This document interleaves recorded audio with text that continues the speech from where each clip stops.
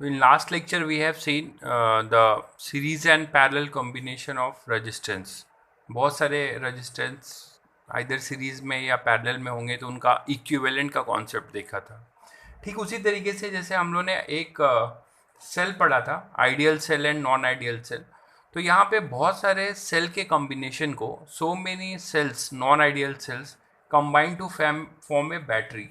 So they will form a battery, but the combination of cell can be in the form of either series combination or it may be of the form of parallel combination. तो उस concept को देखते हैं कि series combination और parallel combination में अगर sales को हम कंबाइन करके एक बैटरी फॉर्म कर रहे हैं, बहुत सारे सेल्स को कंबाइन करके कोई बैटरी फॉर्म कर रहे हैं, तो उस कॉम्बिनेशन में जो सीरीज कॉम्बिनेशन है उससे हमें इक्विवेलेंट ईएमएफ क्या आएगा, या फिर अगर वो पैरेलल में कनेक्टेड है तो उनका इक्विवेलेंट ईएमएफ क्या आएगा, या किसे हम सीरीज कॉम्बिनेशन बोलेंगे, किसे parallel. This all thing we can see in this lecture 11. तो कॉम्बिनेशन ऑफ सेल्स में पहला हम देखते हैं सीरीज कॉम्बिनेशन.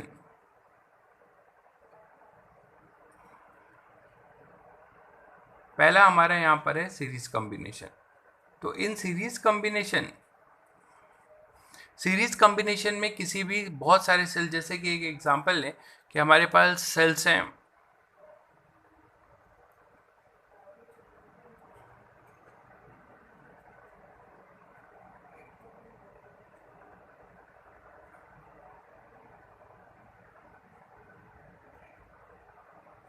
कि मैंने कई सारे सेल्स को, एक एक्सटर्नल रेजिस्टेंस है यहाँ पर आर,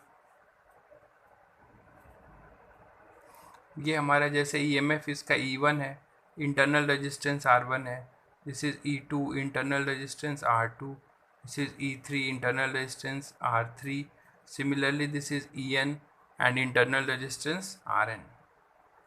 तो ये हमारे बहुत सारे सेल्स हैं, इनके इंटरनल रेजिस्टेंस हैं E1, E2, E3 up to EN and resistances, internal resistance are R1, R2, R3. तो हम ये बोल सकते हैं कि E1, E2 dot dot EN are EMF of the cells and R1, R2 dot dot RN be their internal resistance.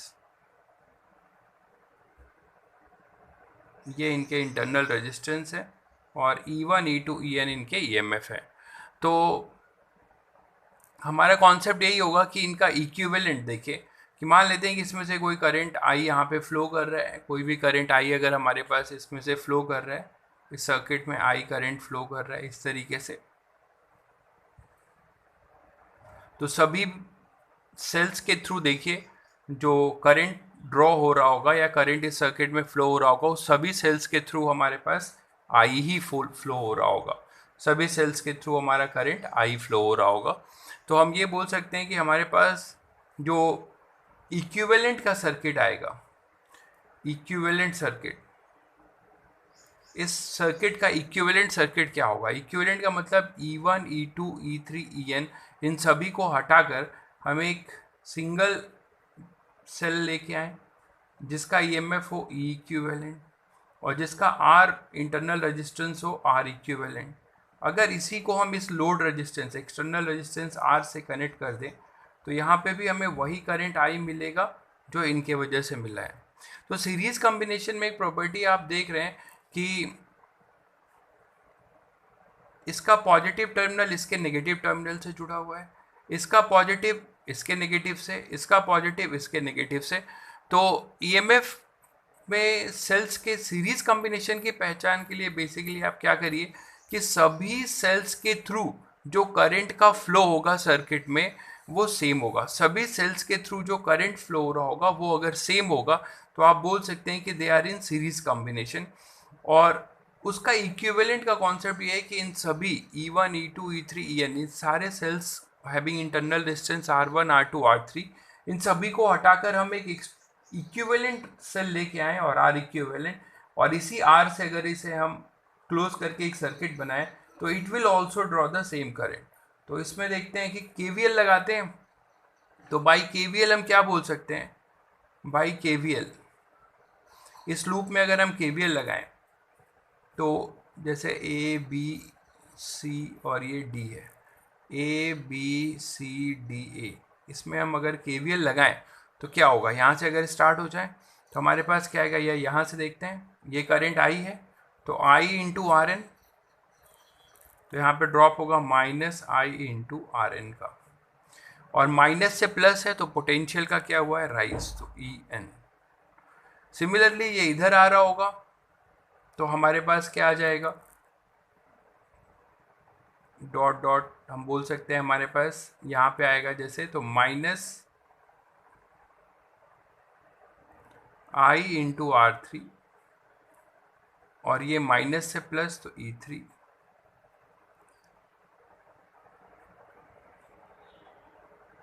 फिर -I into R2। जिस direction में हम फ्लो कर रहे हैं रेजिस्टेंस को, उसी डायरेक्शन में हम क्रॉस कर रहे हैं जिस डायरेक्शन में करंट फ्लो हो रहा है, तो हमने हर रेजिस्टेंस, इंटरनल रेजिस्टेंस के क्रॉस जो है वो ड्रॉप लिया है, तो -I इंटू R2, और यहाँ से क्या होगा, फिर से माइनस से प्लस तो प्लस E2, ठीक उसी तरीके से -I R1 और माइनस से प्लस E1 इक्वल टू 0। तो इसको अगर हम रीअरेंज करेंगे थोड़ा बहुत तो आएगा हमारे पास E1 plus E2 plus E3 dot dot EN, -I common ले लेते हैं, आएगा R1 plus R2 plus R3 dot dot RN। तो ये हमारे पास KVL हमने ऊपर वाले सर्किट में किया। इक्विवेलेंट के हिसाब से देखा जाए तो इक्विवेलेंट वाले सर्किट में अगर आप KVL यूज कर रहे हो तो क्या आएगा, इसमें E minus I into R equivalent plus R। अच्छा, यहाँ पर हमने IR का ड्रॉप नहीं लिया हुआ है तो यहाँ पे एक IR का भी ड्रॉप होगा, -I इंटू R, तो इसको हम ये लिख सकते हैं प्लस R। इसके साथ यहाँ IR का ड्रॉप छूट गया था तो हमें IR का एक ड्रॉप लेना है, तो I कॉमन लिया, ये आया। इसको भी हम ऐसे लिख सकते हैं -I into R equivalent, minus से प्लस E और फिर -I इंटू R, तो यहाँ पे आएगा प्लस R इक्वल टू 0। तो इन दोनों इक्वेशन को अगर हम कंपेयर करें इन दोनों को, तो हमें क्या दिखता है कि E के जगह पे, E इक्विवेलेंट के जगह पे जो रोल प्ले कर रहा है वो ये प्ले कर रहा है, R तो ऐसे ही है, इसके जगह पे R1 R2 R3 Rn के जगह पे जो हमारा इक्विवेलेंट है वो रोल प्ले कर रहा है। तो इसको कंपेयर करें, कंपेयरिंग इक्वेशन 1 एंड 2, तो we can get in series combination E equivalent क्या आएगा, E1 plus E2 dot dot EN, और R इक्विवेलेंट क्या आएगा, जैसे सीरीज में हम रेजिस्टेंस ऐड करते हैं R1 R2 dot dot RN। But एक बात इसमें ध्यान रखने वाली है कि यहाँ पोलरिटी ऐसी सीक्वेंस में थी कि इसका पॉजिटिव इसके नेगेटिव से जुड़ा था, इसका पॉजिटिव इसके नेगेटिव से। ऐसा हमेशा ज़रूरी नहीं होगा, पोलरिटी चेंज भी हो सकती है। तो जिन बैटरीज की पोलरिटी चेंज होगी वो आपके नेगेटिव में लिखे जाएंगे। फॉर एग्जाम्पल मान लीजिए जैसे यहाँ पर है,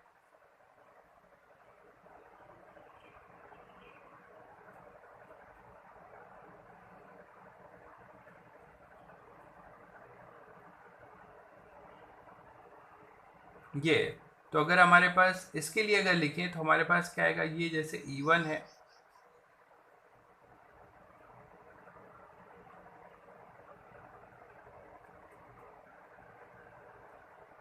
ये E2 है, ये E3 है, ये E4 है और ये E5 है।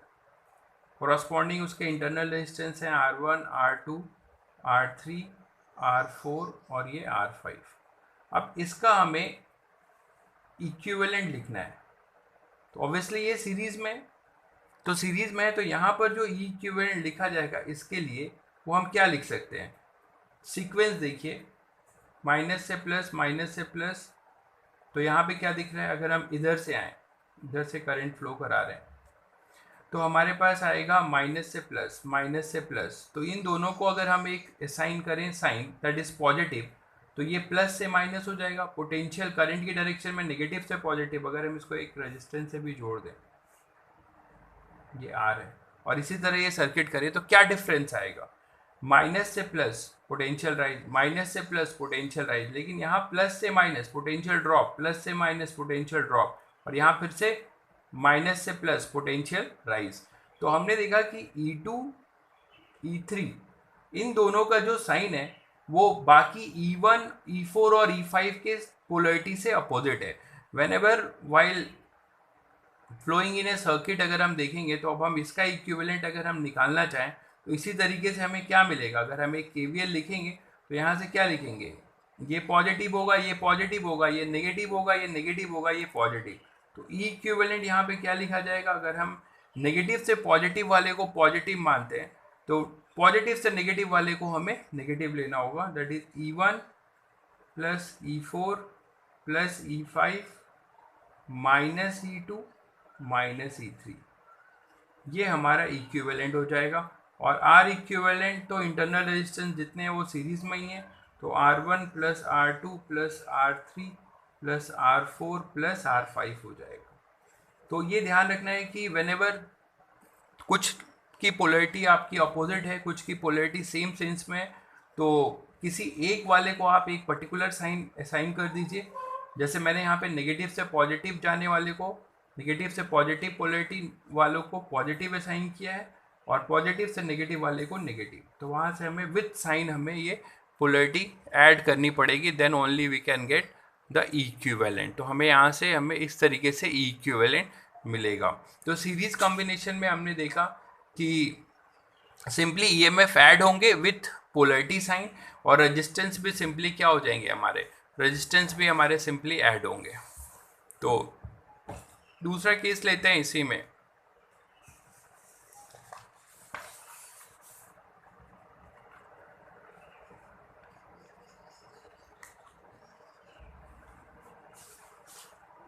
कि अगर मान लीजिए सारे इक्वल हो जाए,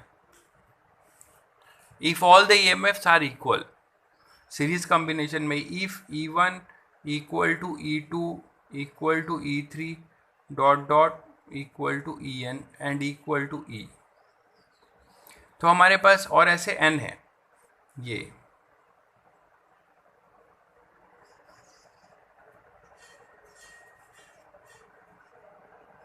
है, ये E1 है, ये E2 है, E3 EN, RN R3 R2 RN।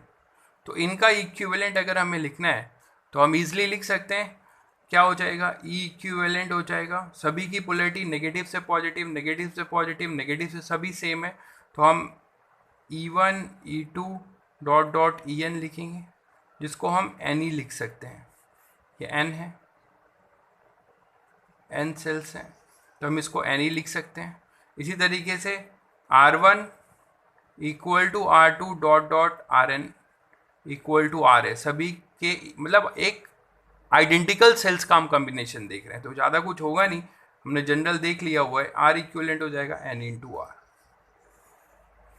और इसी को अगर हम किसी एक्सटर्नल रेजिस्टेंस R से कनेक्ट कर देते हैं, किसी एक्सटर्नल रेजिस्टेंस R से कनेक्ट कर देते हैं, तो यहाँ पे करंट की बात पूछी जाएगी, तो इक्विवेलेंट सर्किट में क्या आएगा?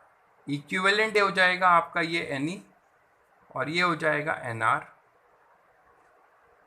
और ये हो जाएगा आपका R। तो करंट आप इजीली बता सकते हैं कि करंट क्या आएगा इसमें? करंट आ जाएगा NE अपॉन E, बैटरी जो सेल की NE, और टोटल इक्विवेलेंट रेजिस्टेंस क्या होगा? R इंटू N, R के साथ सीरीज में है, तो R plus NR, R plus NR। तो ये हमारे पास आई हो जाएगा। एक स्पेशल केस हो गया, अगर मान लीजिए आइडेंटिकल है तो आप इजीली लिख सकते हो। इसमें भी कभी कभी क्या होता है कि इसमें अगर एक एजम्पशन देखा जाए कि केस 1 देखा जाए इसमें कि if R is much much greater than NR, जो हमारा लोड रेजिस्टेंस है, एक्सटर्नल रेजिस्टेंस, वो इनके इक्विवेलेंट इंटरनल रेजिस्टेंस से बहुत ही छोटा है, NR से छोटा है, तो उसमें हम क्या बोल सकते हैं कि आई जो हमारा होगा वो आएगा N E upon R, common ले लें, 1 plus N R upon R, और ये टेंडिंग टू ज़ीरो हो जाएगा। तो हमारे पास क्या आएगा, N E upon R, N E upon R. तो हमने क्या देखा कि जो करंट है, the current in the circuit is N times the current due to single cell. किसी सिंगल सेल, अगर कोई एक सिंगल सेल आप लेते और इसको इससे हम कनेक्ट कर देते रेजिस्टेंस से,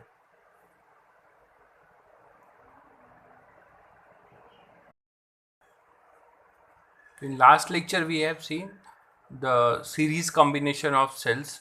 कई सारे सीरीज कॉम्बिनेशंस का समेशन देखा था, एक स्पेशल केस भी देखा था, when all E1 E2 E3 are equal then your equivalent EMF is NE, और उसका जो करंट था वो था हमारा NE by NR plus capital R।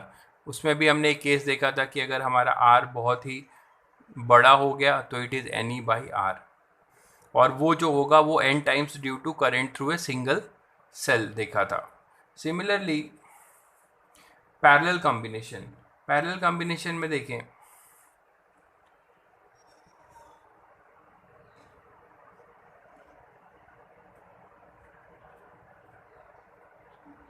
Sales के पैरेलल कॉम्बिनेशन में, तो सेल्स को पैरेलली कैसे देख सकते हैं, जब सारे सेल्स का नेगेटिव टर्मिनल एक पॉइंट से जुड़ा हो और सारे सेल्स का पॉजिटिव टर्मिनल एक पॉइंट से जुड़ा हो, तो हम उसे बोल सकते हैं कि these cells are treated as to be in parallel.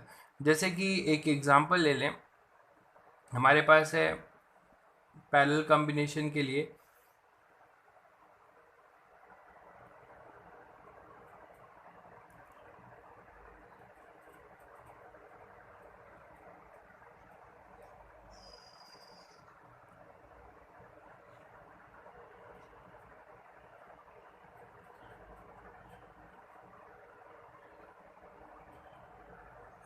ये मैंने अभी 2 का लिया है, इसके रिजल्ट को फिर हम आगे जनरलाइज कर देंगे।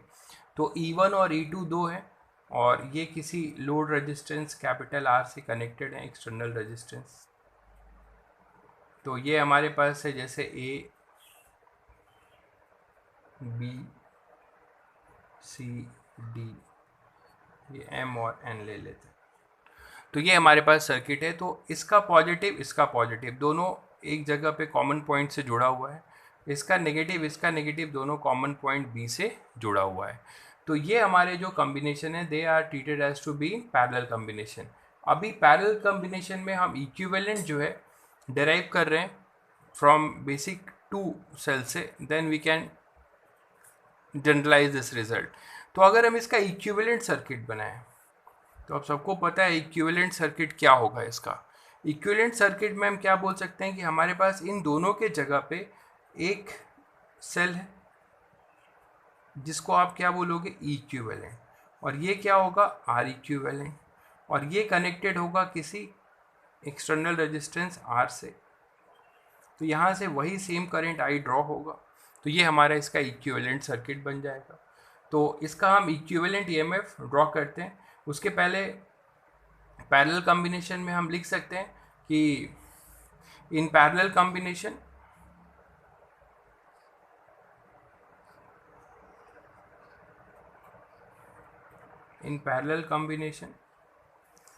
of cells, all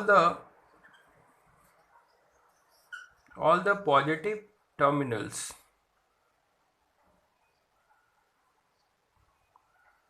are connected together at one point, and all the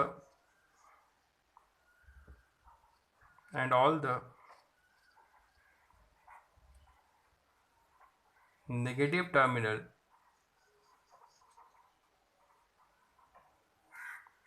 at another point.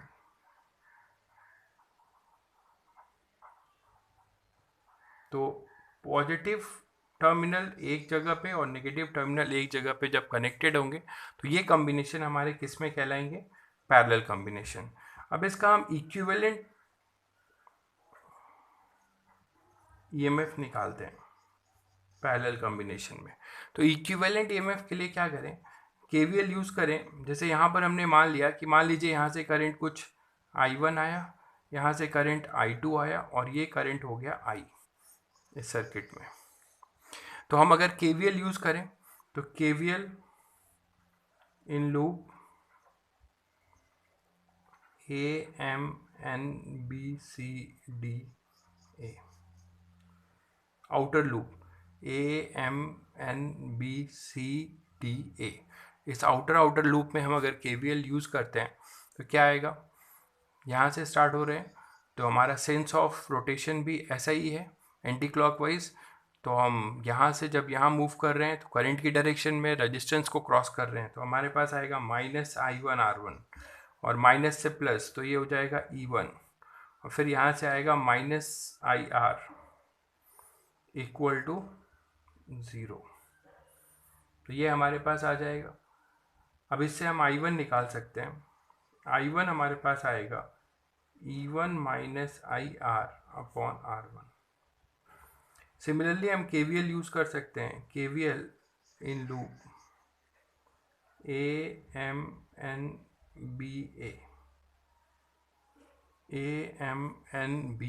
इस लूप में हम KVL यूज़ करें तो इस लूप में हमारे पास जो KVL आएगा वो क्या आ जाएगा, देखिए -I2R2, फिर माइनस से प्लस तो प्लस E2 और फिर -IR इक्वल टू 0। तो यहाँ से अगर हम I2 निकाल लें तो वो आएगा E2 -IR अपॉन R2। और अगर इक्विवेलेंट की डिफिनेशन वाले से अगर हम लिखें, केवीएल यूज़ करें तो इसमें क्या आ जाएगा, -IR equivalent plus E equivalent -IR equal to 0। That is E equivalent जो हमारे पास आएगा वो कितना आ जाएगा, E इक्विवेलेंट हमारे पास जो आएगा वो आएगा E equivalent -IR plus R equivalent equal to 0। तो यहाँ पर जंक्शन रूल यूज़ कर सकते हैं, KCL एट पॉइंट A। अगर हम A पॉइंट पे KCL यूज़ करें तो I इक्वल टू मिलेगा I1 प्लस I2। हम इन दोनों को सॉल्व करेंगे यहाँ से और इस फॉर्म में लेके कंपेयर कर सकते हैं। तो I equal to I1 plus I2 है हमारे पास, तो I इक्वल टू I1 और I2 की वैल्यू हम यहाँ से लिख सकते हैं, वो होगा E1 minus IR upon R1 plus E2 minus IR upon R2। तो I इक्वल टू आएगा E1 R1 plus E2 R2 minus IR 1 upon R1 plus 1 upon R2, ये आ जाएगा। That is equal to I। इसको थोड़ा सा rearrange करते हैं, तो थोड़ा सा अगर हम इसे रीअरेंज करेंगे तो हमारे पास क्या आ जाएगा,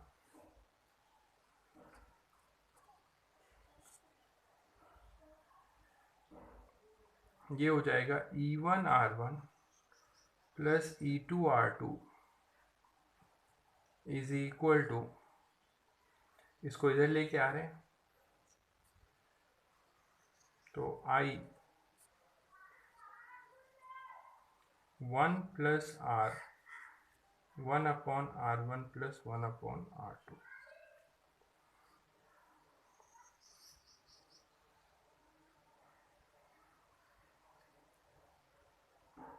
इसको और क्या लिख सकते हैं, E1 R1 plus E2 R2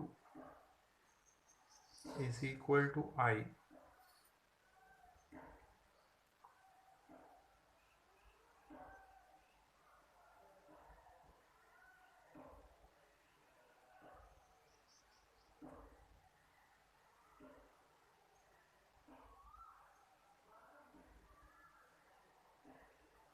यहाँ से 1 upon R1 plus 1 upon R2 को भी कॉमन ले लिए तो हमारे पास आ जाएगा, इसको हम और क्या लिख सकते हैं ऐसे, 1/r1 प्लस 1/r2 की पावर -1। ये 1/r1/r2 यहाँ से कॉमन लिया है, ये नीचे, तो ये इधर आके -1 इक्वल टू यहाँ आ जाएगा आई, ये r रह जाएगा, प्लस 1/r1 प्लस 1/r2 की पावर -1। इसको ध्यान से देख लीजिए क्या किया गया है। इस एक्सप्रेशन में मैंने कुछ नहीं किया है, इसमें से मैंने इसको कॉमन लिया है। इसको जब यहाँ से कॉमन ले लेंगे तो r के जगह पे कोफिशिएंट 1 हो जाएगा, ये इससे डिवाइड हो जाएगा, ये ऊपर आ जाएगा -1, और ये यहाँ डिवाइड हो जाएगा, जिसको ऐसे लिखा गया है। तो यहाँ से हम अब ऐसा क्यों कर रहे हैं, क्योंकि मुझे इसको इसके साथ कंपेयर करना है, इसको मुझे इसके साथ कंपेयर करना है। तो हम यहाँ पे क्या लिख सकते हैं, अब आप देखिए कि r ऐसे ही है, r इक्विवेलेंट के जगह पे ये आ रहा है, और ई इक्विवेलेंट की जगह पे पूरा ये आ रहा है। इसे हम पूरे को लिख सकते हैं, अगर आप इसे कंपेयर करिए, इसको इसके साथ अगर कंपेयर किया जाए, कंपेयरिंग दिस एंड दिस, तो हमें क्या मिलेगा, इसके जगह पे हम पूरे को बोल सकते हैं ई इक्विवेलेंट, ये ई इक्विवेलेंट का रोल प्ले कर रहा है, minus I into R plus R equivalent, और ये किसका रोल प्ले कर रहा है, आर इक्विवेलेंट का। तो ये आर इक्विवेलेंट का रोल प्ले कर रहा है और ये ई इक्विवेलेंट का रोल प्ले कर रहा है। तो अब हम बोल सकते हैं कि पैरेलल कॉम्बिनेशन में दो के लिए हमने एक जनरलाइज रिजल्ट देखा है, इसको अभी हम जनरलाइज करने जा रहे हैं। ई इक्विवेलेंट हमारे पास क्या आ रहा है, वो आ रहा है E1R1 plus E2R2 upon 1/R1 plus 1/R2, नीचे ले गए उसे, और जो R इक्विवेलेंट आ रहा है 1/R इक्विवेलेंट, वो आ रहा है 1/R1 प्लस 1/R2। तो जो पैरेलल के लिए होता है, ये हमारे पास ई इक्विवेलेंट आया है। तो अगर इसको हम और जनरलाइज करें, फॉर एन सेल्स हमारा ई इक्विवेलेंट क्या हो जाएगा, E1R1 plus E2R2 dot dot ENRN upon 1/R1 plus 1/R2 dot dot 1/RN। तो ये हमारा ई इक्विवेलेंट हो जाएगा, जिसको आप ऐसे याद रख सकते हैं, it is summation EI upon RI upon summation 1/RI, I is equal to 1 to n, I is equal to 1 to n। तो ये हमारा हो जाएगा ई इक्विवेलेंट, और आर इक्विवेलेंट 1/R इक्विवेलेंट क्या हो जाएगा, जैसे कि पैरेलल के लिए ऐड करते थे 1/R1 1/R2 1/RN। तो this is basically the combination of cells. जब आपके पैरेलल में होंगे तो आप इस फॉर्मूले को डायरेक्ट यूज़ कर सकते हैं, ई इक्विवेलेंट और आर इक्विवेलेंट से सारे सेल्स को हटाकर आप ई इक्विवेलेंट का एक ईएमएफ यूज़ कर सकते हैं, और सारे इंटरनल रेजिस्टेंस को हटाकर आप 1/R इक्विवेलेंट से ये निकाल सकते हैं। तो इस तरीके से हमने पैरेलल कॉम्बिनेशन में इक्विवेलेंट ईएमएफ का कॉन्सेप्ट देखा। कभी कभी क्या होता है कि मिक्स ग्रुपिंग का भी, अब इसी में जैसे पैरेलल कॉम्बिनेशन में केस ले लें कि if all the cells have same EMF, if all the cells have same EMF, तो अगर सभी में सेल्स में सेम EMF है, जैसे ऐसा हो,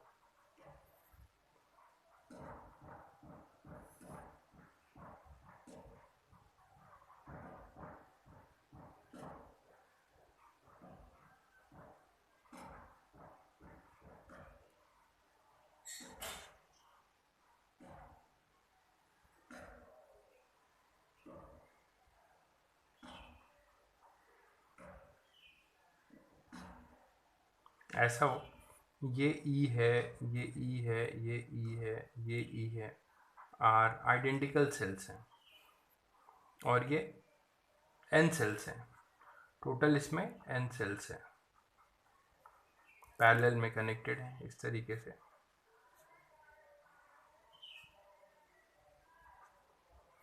तो इसमें आप इक्विवेलेंट बहुत आसानी से लिख सकते हैं।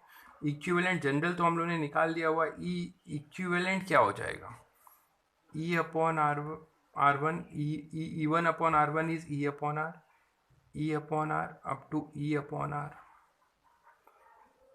upon 1 upon R plus 1 upon R dot dot 1 upon R. और ये कितने टाइम्स है? n times. और ये भी कितने टाइम्स है? n times. तो जब आइडेंटिकल है तो हम इसे डायरेक्ट लिख सकते हैं. ई इक्विवेलेंट क्या आ जाएगा? N E by R upon N by R. तो यहाँ से आपको फिर से क्या दिख रहा है? E equivalent equal to E. Important है. जब हमारे पास आइडेंटिकल सेल्स पैरेलल में कनेक्ट होंगे तो उनका इक्विवेलेंट ईएमएफ जो है वही होगा जो एक इंडिविजुअल सेल का ईएमएफ